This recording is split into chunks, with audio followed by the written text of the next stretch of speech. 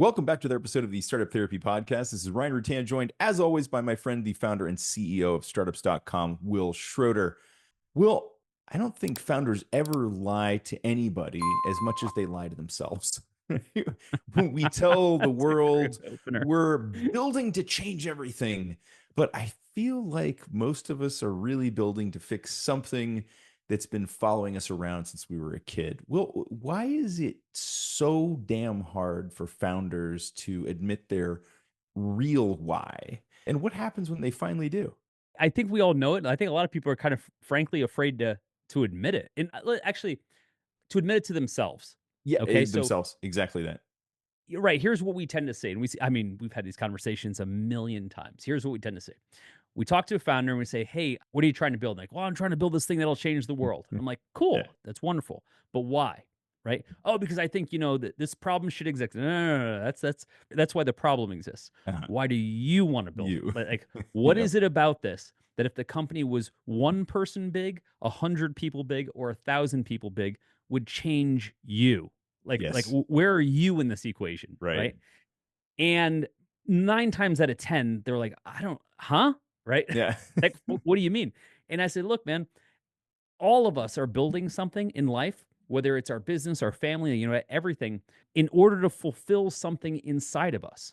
But Yep. most of us have no idea what that thing actually is, whether it's a demon, a void, or some combination thereof. So we kind of blindly build Yeah. toward a thing in order to like fill that void, et cetera, or satisfy that need without ever defining what it is. And Yeah. that's a huge problem It's a because huge you're problem. usually wildly miscalibrated. Yeah, man. The public why is marketing, right? The Yeah, private yeah, yeah. why is motive, right? And Yeah. if you don't know the motive, it's kind of tough to steer the machine, right? They Yep. change the world to me. That's the wrapper, right? It's not the Yep. product. The Yep. product is some version of like safety, validation, freedom, Yep. revenge, Yep. belonging, Yeah. right? Some Revenge is healing a of good deep one. inner wound. Insert Yep. inner wound here. You've got your internal why. I saw a great quote, I still call it Twitter, from a while back from somebody, and they said something to the effect of, "A founder who wants to change the world is exciting, but a founder who wants revenge is unstoppable." Yes. Right? And I was So like, "Hell accurate. yeah, hell yeah!" Right? Absolutely. And what we're talking about is the pure, unfiltered emotion that makes you do what you do, right? Yes. And again, without getting like too Freudian about it, that's kind of what I got. Hell, dude, our podcast is startup Yeah. therapy. I guess we Yeah. will get Freudian about it, Yes. right? I was saying, Um, let's get Freudian about it. Yes. let's get on the couch, right? We all have specific reasons why we act the way we act. Nothing comes from nowhere. I always tell my wife this because when she talks about like how our kids are behaving, I said, listen, our son or our daughter does not act the way they act out of nowhere. It Right. comes from somewhere. There's a root cause to that Yes. behavior, and we have to figure it out. It's a By the combination way, of it's usually us. yeah, yeah. We are the root cause. Right? We're the I'm parents. sure Like, of it. where I'm else does sure it of it. come Yeah, from? yeah. And that's fine. But we have to know what it is. But here's what happens when you don't. This is what kind of gets really interesting to me. When you don't know what it is, you start making all of these decisions, again, miscalibrated, right? Again, you're like, hey, I want to build a huge company. Actually, no, I'll be personal about it. Like, why do I want to build a company? Why do I want to be in entrepreneurship? Because I'm terrified of not being safe, right? Yeah. Which is ironic because Yep. I picked like the most unsafe career path you Yeah. could. Yeah. Yeah. But the reason for it, and again, all this stuff comes from somewhere, is because as a kid, I didn't have any safety. And by way of that, I didn't have any control. Right. So I looked at entrepreneurship as something I could control. When I say control, doesn't mean it's always going to go well, but it was up to me, Yeah. Yeah. right? And that's Yep. all I cared about. Doesn't go well. It's at your hand. Right. It wasn't somebody else making the decision of where you're going to live, what you're going to do. Are you going to eat dinner or not? Yeah. Exactly, right? And so I looked at it as if I can control my own destiny, I don't care if it's good or bad. I mean, ideally it's good, but like I don't care if it's good or bad. I care that it's mine, that it's in Yeah. within my control because I grew up without control. And that Yeah. was so deep in me. And even 50 plus years later, I don't feel any differently. Like that same need has not changed. But if I map back every single one of my actions in life, like all the things I did with building companies, blah, blah, Yeah. blah, it always maps back to that. Sure. Everything comes from somewhere. Yeah, we're not just building a startup, right? We're building a remedy, an antidote to whatever A happened in the past remedy's that a we need good to. way to put it. And look, Yeah. and naming it's super important, right? Naming Yeah. it's super important because if you don't name the real why, it's still going to drive. It's Yep. just going to drive from the trunk, where it has a Yep. lot less visibility and perspective. And look, investors aren't going to fund your inner story, right? That's not what they're Yeah, there right. for. But your inner Keep it story to yourself. does drive the decisions that determine whether the company survives, right? As you said before, a founder out for revenge, unstoppable, right? Right. Because that's that inner story that's going to drive them through all of the difficulty of building that company. Right, right, and I think for a lot of us, we look at it and we're like, "Oh, like, I'm not insecure," or, "Oh, I'm not trying to make up for, like, being a dork in high school. I really care about this thing." I'm sure you do, But but funny that you brought up being a dork in high school because yeah. I wasn't there. There's the Freudian, that's the tell right there. That's exactly the Yeah, reason. yeah, That yeah. thing that they tell you, it's not for this reason or for that reason. It's exactly for those reasons. Right, right, right, right. So all that said, I look at this, when I think about how people are making these decisions, but more so saying, "Here's what I'm trying to accomplish." Yeah. I think they're without being intentional, they're disingenuous about it. I think that they look at this and they say, like I said, "I wanna build a big company." And it's like, if you could accomplish the same thing with 2 people and no one ever knew about it, would you Yeah. still wanna build a big company? Like, maybe, right? And they're like, maybe you're not solving the problem you think you're solving." Yeah. Right? Yeah. And that's dangerous. It is. I think it's funny, but the modality is almost this foregone conclusion, which is, of course, I must build big company because if it's big enough, then it will cover up whatever this hidden wound that I haven't even fully begun to understand in my own right. Sure, maybe, but kind of to Yeah. your point, like, what's the less path of resistance to that same outcome, right? Do we have to Yeah. take the most difficult way at this? Does it have to be that big, or could it be a medium or a small company? Well, Well, you said something important there, though, which is that they're not being disingenuous. They're just not being fully honest with themselves, and therefore it becomes difficult to be honest externally and to talk to people about this.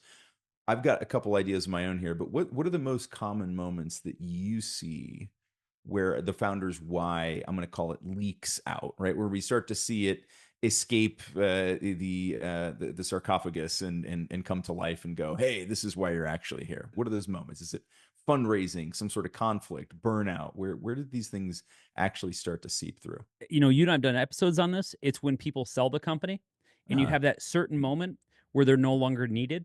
All of us at some level need to be needed, right? yeah, So as the organization gets bigger and more reliant on us, on the one hand, we're like, "Oh my God, this is such a crushing weight." But there's another part of us that appreciates being needed. We appreciate when people call on us and say, "Hey, we need your input. We need your direction. We need your decision." That is an incredibly validating yeah, feeling. For as much yep, as founders kind of write it off like, "Oh, I wish they didn't need me and could operate on their own." No, you wish they like you don't have to give them the information, but you want to be needed. You might not want to go to the party, but you want to be invited, yeah, right? And I remember early in my career when we had sold my agency and I was basically cycling out of it. I remember going into a meeting with all of our senior staff, and everyone knew that I like because the agency had been sold, like I was yeah. going to be gone. Everybody knew I was going to be gone like 3 months. And I remember I walked into a meeting and I sat down, and our COO said to me, "What are you doing here?" And I'm like, Like, "Huh?" Right? oh, ouch. It's game day. Like, yeah, but why are you wearing a helmet? Yeah, yeah. She was being matter of fact, Yeah, yeah. right? Like, "Hey, like, you don't need to be here." And I remember, like, it hit me like a cannon, and I Mhm. was like, "I'm not needed?" Right? Like, and to be fair, that was probably true 2 years prior. I probably Yeah, wasn't needed then too. But that feeling that I wasn't needed was painful. Now, sure. I'm not saying we have to, like, stitch this into every part of our day and every decision we have, but we kinda need to know what's happening Yeah, because whenever you see an extraordinary personality would be like Elon Musk today, Steve Jobs back in the day, yeah. literally every artist ever. That comes from a very specific place, right? Steve Sure does. Jobs didn't become Steve Jobs because he's just a regular dude, nor Right. did Elon Musk. It comes from a brutal history of like what's going through your head that you're trying to account for. And it allows you in many ways to do great things. The artist's greatest pain becomes their greatest art Yeah, yeah. in many ways. So this isn't me saying like pain is necessarily bad or insecurities are bad. It's let's know what they are Yeah, yeah. because they are going to shape everything. Yes. Yeah. And it's Know it's your dangerous not to know motivations. that. Yeah, Yeah. yeah, yeah. Yeah, well, When I you think you said it once, which was that these things essentially become your true North Star. yeah, Whether yeah. it's conscious or not, these end up being that kind of guiding light, maybe more of a magnetic force. Right? Maybe Yep. it's the true magnetic north that we're pulled towards. Where does that come from? I think, like, at its core, we all need some level of validation, right? So that's one kind of big bucket, if we will, right? Sure. And I'm gonna go back to the you were the dork in high school type thing, right? There's no lack of founders out there, right? And whether they want to admit it or not, that can't point back to high school and something in high school happened where, they didn't get invited to prom or they didn't, they got laughed out of the locker room. I don't know, right? Whatever your metaphor is. And they want to make up for that. They want to go back and show those people, and I'm using high school as just like a Sure. metaphor. Show those people that they were wrong. Your parents leaned on you too hard and you want to show them you had a sibling that was always better than you and you want to show them, like, you name it. All of these things tend to develop, what drives you and what motivates you beyond wanting to do great things in the world. And even sometimes wanting to do great things in the world come from somewhere very specific that you're trying to, like, make up for. But I look at it and I'm like, okay, man, if your goal, if what you're trying to accomplish is validation, is recognition, is being seen, all these things, there are a lot of ways to get there. Let's map the best possible way to solve for that problem. Yeah. And know which one specifically it is, right? Because you've Yeah, yeah, named off a yeah. whole bunch of things there. Safety and control, validation and status, autonomy, Yep, if you can't stand being managed, proving people or silencing your critics, belonging, identity, we want to matter. Knowing which one of those things it is has a lot to do with being able to make sure that your strategy for how you grow that company, what you build, how you grow it, and what money you take, who you choose yep. to work with, all becomes pretty damn important, right? I agree. Ryan, when you think about it, what's your North Star? My North Star. Look, if you mean the real one, the one I'm not Yeah, allowed no, to no, talk the fake about, one. Yeah. yeah, the fake ones. I want to make a dent in the world. I want to make my dent in the universe. Will I just you got to figure out where the boundaries of the universe are, so I know whether I'm denting it from the inside or the outside. Look, I think mine is probably a combination. If I think about the five core ingredients there, autonomy definitely a big part of it, right? It's What a what, what big part. pushes that though? I think that probably like a fairly controlled childhood. There was definitely that. So that it all goes back to that, right? There were two things. Yeah, One, I and mean, I've talked about this before, we were very much an achievement household, right? There were lots of stories about, my father's athletic escapades, the fact that, he came from a single parent household, father died when he was quite young, managed to put himself through university, put himself through medical school, did all these amazing things and achieved and achieved and achieved. There was very much a sense that was the track that I need to be on. And so like validation and status are definitely part of what drives it for me. But because autonomy was also a big part of it, right? Not wanting to follow someone else's path, wanting to be able to say I did it my way, meant that the more traditional career path, like become doctor, right? Become lawyer, yeah, become yeah. wasn't going to work, right? Because there wasn't enough autonomy in that. There were too many rule sets, too many other people telling me what I had to do. So I think for me, my North Stars are some combination of the massive gravitational forces of validation and autonomy. What else? You said there were other buckets. I'm curious. For me in particular, I think a big part of it was the other because I'm trying to remember how I labeled the ones that you listed off. It would be like a bit of the revenge narrative, right? So that proving and silencing the critics as It's a a as a big part of being a kid. founder. It is. It's a Yeah, huge part of it. And I think it's one of those things that kind of sets you up for it. But I think in my case, it does. It goes back to childhood. There were a lot of people that doubted me or that wanted to look at me and go, "Oh, well, you're only that way because your father's a doctor or whatever." And I was like, "Dude, I am the hardest working kid." Like I was called the little rich kid, right? Yeah, I was the hardest working kid I knew. I was busting my ass on the farm. I was building stuff. I was constantly doing something to prove them wrong in ways that they never sure. saw. All right, so I was just the little spoiled kid. I was anything but. And so I think that was part of it too. It was sort of like, well, I'll show you. I go back to that beautiful quote, right? This beautiful quote, and I've probably shared this before. I had overdone a project in high school significantly, Okay. significantly. And I was relatively new in high school at that point. I had overbuilt this little model by like, I don't know, 30 hours. I spent a ton of time making this little panorama. It was beautiful. everybody started making fun of this thing because some of them had like literally gone to the library and photocopied a piece of paper out of a book, and that was their presentation. So everybody was making fun of me. The teacher hears this as he walks in, and he stood outside and he listened to the narrative for a minute. And he walks in and he goes, "Go ahead, make fun of him. Laugh now while you can. When he's signing your paychecks, it won't be funny anymore." And I thought, like, that was such a beautifully validating, but going back to validation, it was such a beautifully validating moment for me to say that, like, look, putting in that extra effort, being autonomous and doing what I wanted to the way I wanted to was okay. Right. Because up until that point, I'm not sure I'd heard that. And that was a really, really important moment in my life. Thanks, Mr. Adkins.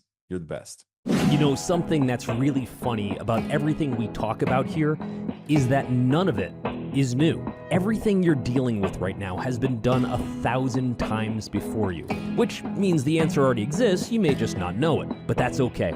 That's kind of what we're here to do. We talk about this stuff on the show, but we actually solve these problems all day long at groups.startups.com. So if any of this sounds familiar, stop guessing about what to do. Let us just give you the answers to the test and be done with it. I think it's fascinating though. Like again, I mentioned something like Steve Jobs. I remember I'm going to date stamp it like 2010. There used to be a media property called Valleywag, and it used to be like the Oh, yeah. TMZ of Silicon Valley, right? Yeah. Yep. And so there was a writer back then named Ryan Tate, and I'll never forget this. 2010, 2011 is right around then. He gets into a spat with Steve Jobs, right? Mhm. He's criticizing like the iPad or something like that, right? Right. And Steve Jobs goes back to him and he goes, "Hey, what have you ever done? What have you ever built? First, let's start with what you've built, Yeah. and now let's talk about your criticisms." And what I Yeah. loved about that, I loved that even Steve Jobs was still feeling that like he was getting pushed into a locker, Yeah, it right? hurt. It hurt. It hurt, Despite right? the absolute, and it's so funny because he literally in the next breath, like he's telling you that hurt. In the next breath, he's telling you why that person's opinion is completely irrelevant, and That's my point. yet, and Right. yet, it still hurt. Right? It's so funny. So I want to talk about that. I want to talk about like, let's say that Steve Jobs was guy that got pushed in the locker, right? And he wants to show the world that he's bigger, smarter, all these Uh-huh. things, which is fine. It's a perfectly understandable behavior. I'm not here to criticize that feeling. I'm here to explain it, right? Yep. And in his mind, if he builds Apple, iPad, iPhone, all these things, right? Then people won't be able to say these things to him anymore, right? And here, this, snarky Valleywag reporter, right, gets under his skin. Now, here's why I say that. Truer words were never spoken by Jobs, right? Yeah. When he says, "What have you done?" Yeah. right? That is exactly the right answer. What It have is. you done, dude? Yeah. You're talking to the guy that built Apple. Fuck Uh-huh. you, right? Like straight Yep. up, right? So when I say this, when people are like, "Hey, I have to build for the haters. I have Yeah. to prove them wrong," pause. Yep. Who are those people specifically? And what leg do they have to stand on to tell you who you are to begin with? Yeah. It took me a long time to figure that one out, a Yeah. long time, right? And I'm not sure I'm totally over it, but I know Criticism that, still hurts, even when you know it's coming from a place of irrelevance, man. But like if it can still get to Steve Jobs, right? yeah, Who's gonna be me? that's my That guy could have point. literally been like, the iPad and the iPhone and the iMac. I am the I in all of Yeah. those things, asshole. Who are you? Which part of Valley Wag are you? The Wag or Yeah, you the yeah, yeah, Valley? right, right. Tell me. Unbelievable. The point though is that like that ego still fuels him, right? And, Yeah. and Jobs was, famously an egomaniac. But Yes. I look at this and I think to myself, what's the minimum viable product that we need, the path that we need to solve this ego problem? Yeah. Yeah. Minimum viable ego, There right? you go. Like if my ego is that I feel like my parents always treated my sibling better than I did and I have to show them, cool, that's fine. I don't care what it is, right? Yep. But let's be very deliberate about what path will solve that problem, Sure. right? And so I can tell you right now, it's not raising 200 million in VC Right. unless Unless. Yeah. unless your dad was Steve Jobs, right? Right. And you have to operate at that level. That's actually just made me think about it. Early in my career, when I was running the agency, I was very fortunate to have a great partner, a guy named Blaine, who you obviously know. Yeah. Yeah. And the agency is doing phenomenally well, right? Like we're making hundreds of millions of dollars. And Blaine, who was super young at the time, I think it was like 28, 29, was like, "Hey, that's great, But my dad, started Cardinal Health, which is like what, like the 15th largest company in the world or something, or in the US Yeah. or something like that, like the Right. Fortune 15 company. So we're basically a rounding error Yeah, at $100 million. exactly. So Yeah. his threshold for what he had to get to was Yep. like, in the Yep. stratosphere. And it was interesting because I was like, I don't think my dad made over $1,000 in a month. Right. It's like Yeah. my So threshold of what I yeah. needed to get over to Like, satisfy that claim was I've very cleared different. so many bars. Yeah. Right, exactly. So my point is everybody's got like a different threshold of what they Sure. think they need in order to clear. But what I always look at it and I say, let's get really specific about what your threshold What you needs to Yeah. be, because Yeah. I guarantee it ain't that high. Yep. So I'm thinking, class of 2005 dork that got pushed into a locker, and I wish I was that young. I was gonna say, did we just get younger, Will? Yeah, I think 20 years. Nicely done. And that's what I'm trying to like fight against. I got to prove those haters wrong. Number one, you'll never prove them wrong, right? It Right. actually, the Steve Jobs example, right? They're always going to be haters, no matter what you do. Those people were haters before you came Yeah. around, and they'll Yep. be haters long after you go around. If heaven forbid today's your last day on Earth, it's not going to change a thing about who those people are. So like, Correct. it's foolish to try. But the other side of it is, if really what you want to do is prove to your old man that you can be good enough, smart enough, etc., Yeah. cool. What's the minimum that would take? Here's an example, Probably right? less Here's an than you example. think. If you had a business that was doing $5 million in revenue on $2 million in net income, and Yeah. you flew private, not all the time, but you Right. you could But get you your can. marquee jet card or Yeah. whatever it was, right? Would that be more than your old man did? Right? Probably, or depending on who your old man is, right? Probably. Then just do that. Do Dude, that's that. a consulting company, Yeah. right? Like That's it. you don't need to raise 200 million in VC and go IPO No, to you do not. get to that You do not. outcome. You don't need to build a rocket ship if all you're trying to do is cross the English Channel, right? You That's what just I'm need a saying, man. speedboat, right? Just pick. That's what I'm saying. A lot of people, when they start a business, they're like, my old boss was an asshole. I'm going to, prove to them whatever. Ironically, in many cases, that old boss is probably you or I. Yeah. So, and I get it, right? It's like, I'm going to show them that I've done this thing. I got a funny story. Years ago, this developer that worked for me like 25 years ago, maybe like 10 years ago, I saw him at a bar or something like that, right? And he had built a new company, like a development shop, and they're doing really well, right? And he was like, one day I knew we'd see each other again, and I needed to tell you, that I would prove you wrong, that I did, that I was able to do this, etc. And I remember looking at him like, what are you talking about? Right? Because this was like his moment to like show his old boss that he could really perform. Talk And about I was taking like, the wind out of his sails. He spent so much time hanging those sails, Will. Good I was Lord. like, I would be the last person in the world Yeah.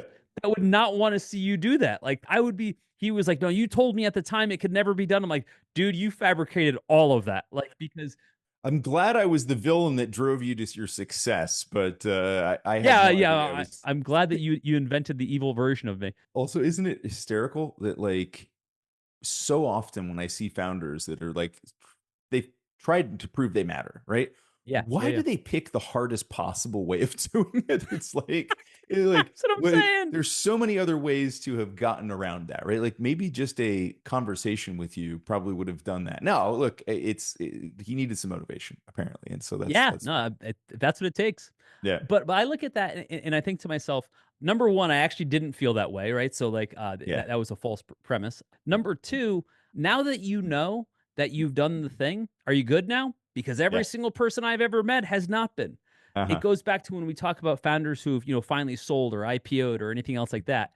And they all think that it's that moment that's going to change everything. Like if I take company IPO, then I wasn't the kid that got pushed in the locker. No, you took the company IPO and you were the kid that got pushed in the locker. One doesn't reset the other. And I look at that and I'm like, no matter how many zeros are behind the first digit in your exit number, that photo from middle school still exists somewhere. Yep. Right? It's not going away. I was talking to somebody the other day about this. I'm building this new house, and they're like, "Oh my god, you must be so proud of what you're building and stuff." I'm like, "I am, but like, I'm still price shopping the cost of the outlet covers that are going on every outlet, right? I'm gonna save exactly like $6, but like, hell, I'm gonna price shop all of those, right?" And they said, "Why? Like, you've got enough cash, like it doesn't matter." I was like, "Because I'm a poor kid that made money, but I'll always be the poor kid." I understand my DNA very well. Yeah. Doesn't mean I don't deal with it like everybody else, but I definitely But take you account for recognize it, it. right? Yeah. I recognize where these things come from. And when I rewind back and I look at earlier points in my career, it was hilarious how many of my decisions were driven by a version of me that didn't quite Yeah. get it yet, right? That was Yep. me in the yellow Lamborghini, right? Right. It wasn't that I needed to get places faster, right? Right. That wasn't it, right? And what's funny is now that I don't have those same insecurities, the idea of owning a yellow Lamborghini makes absolutely no sense. Isn't it Like I funny? almost look at it like in like what was I thinking? Yeah. Right? Yeah. Take the douchebaggery off the table for a second. I'm just Sure. looking at it now like I own a pickup truck. Right. It's really practical. Well, that's not your best vehicle. Your best vehicle is by far the skid steer, right? The Bobcat Oh, is by far the best vehicle that you own. that's even a Right? level That's my below in some favorite. way. Level up. I want to roll up to the club in that thing at some point. Yeah, right. But I guess what I'm saying is as we start to understand ourselves better, right? Like as we understand where these motivations are coming from, Yeah. it's incredible how different our journey becomes because Yes. we're solving for different things, Yeah. right? I found, and I think a lot of people get here, I found that over time, the things that I'm like optimizing for have very little to do with wealth. It's how I spend my time, like how I build my relationships. And everybody tells you that. That's it right there. Those two things. Yeah. That's Yeah. it. But that said, none of that stuff means shit until you've actually made some money, right? Yeah. Because until Yeah. then, not having cash seems like the biggest problem. So all those things, become a It is luxury. up to a point, and then just isn't. I think we've talked about that before too, a couple times in the podcast, which is like that number is not nearly as high as you think. But going back to this, the entire kind of minimum viable ego thing here. Yeah. In the way I think about it, the goal isn't to eliminate the ego. We're not saying like, okay, you just almost go right. achieve ego death. The goal here is to right size the plan to that motive, right? Whatever it is within the ego that's driving that. And so as we've been talking about this, I was thinking of a couple of questions that I would probably ask founders or myself, really try to get to the other side of this, which is like, what am I trying to feel on the other side of success? Yeah. Right? Like that, the undorking, right? Like what will actually make me not feel like the dork anymore? Right. Right. Second, like what's the smallest outcome that would genuinely satisfy that? Right. To your point, we don't need a $200 million raise from VC if what we need is a $5 million business with 2 million EBIT and our marquee jet card so we can make. Right. Which isn't a layup either. I don't want to point that as like that's a concession, dude. If you get there, you're in the top 1% of people. Yes, but you're not in the top 0.0001% of people. Right. Yep. It's going back to like what path gets me with the least risk, time, and self-destruction, right? I think is the other one, because I watch so often, because founders don't acknowledge this ego that's driving from the trunk, that the self-destruction becomes a natural byproduct of that. And it's really, really hard to watch when you just understand, when you see it from the outside, because so very frequently you and I are talking to founders and we can kind of see these motivations and go like, this one's really got a chip on their shoulder. They've really got something to prove here. And I hope they go prove it, but I don't want to see them wreck themselves in the process. Do you know, Ryan, do you know that I've never seen anybody prove it? I mean, okay, you got to understand, like, we're in the business of seeing the most successful people become the most successful people. Yep. I have yet to see anybody at any level of success be like, I'm good now. Right? If anything, it actually made it worse. Remember that quote from Chesky from Airbnb?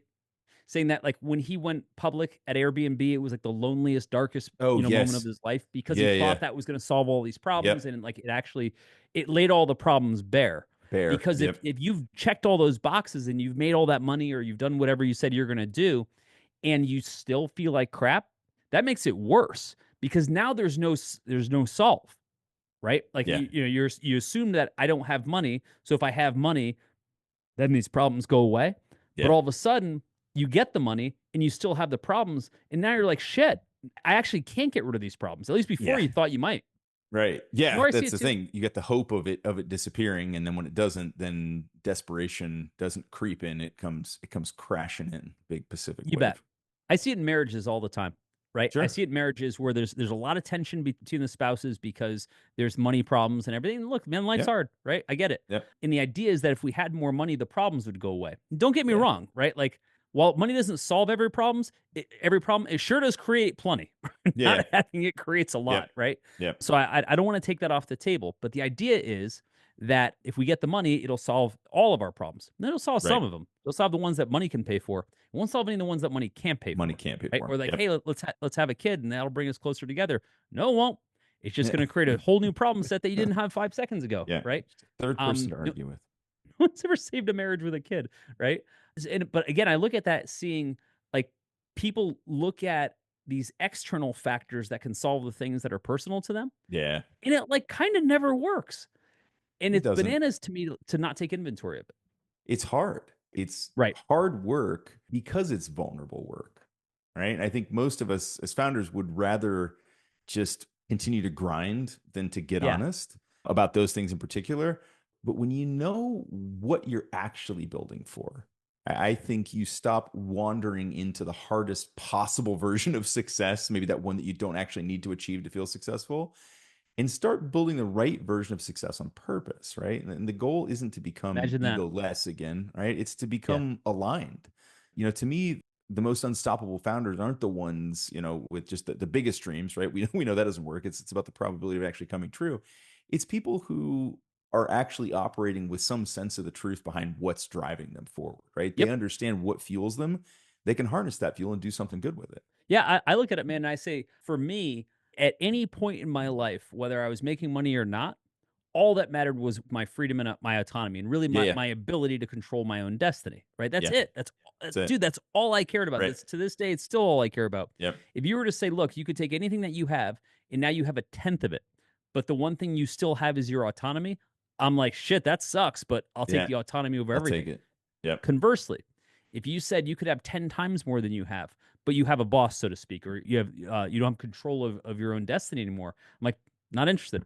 Like literally the only thing that matters to me is having that control of, of my destiny, of whatever it's going to be. Even if the job sucks, so long as it's my job, I'm totally fine with that. Right. Yep. And I think that honesty that I've developed over time has served me incredibly well, because it allows me to say, no, I'm doing these things for this specific reason. It sucks. It puts me in a tough position a lot of the times, but I understand why. I don't think I did before, right?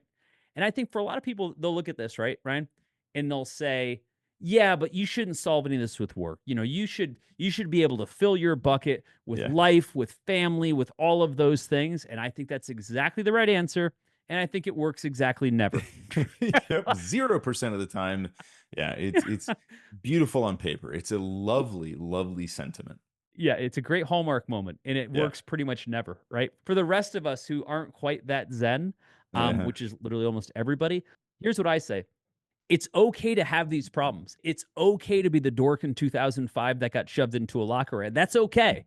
So long as you own it. So long as you say to yourself, if not the world, this is what I'm doing it for. I'm getting up in the morning, right? And I'm going to prove to everybody that I wasn't that person. I'm going to prove to my old man that I was good enough. I'm going to prove to whoever I have to prove something to. But this is why I'm doing it. And this is exactly how I'm going to get there.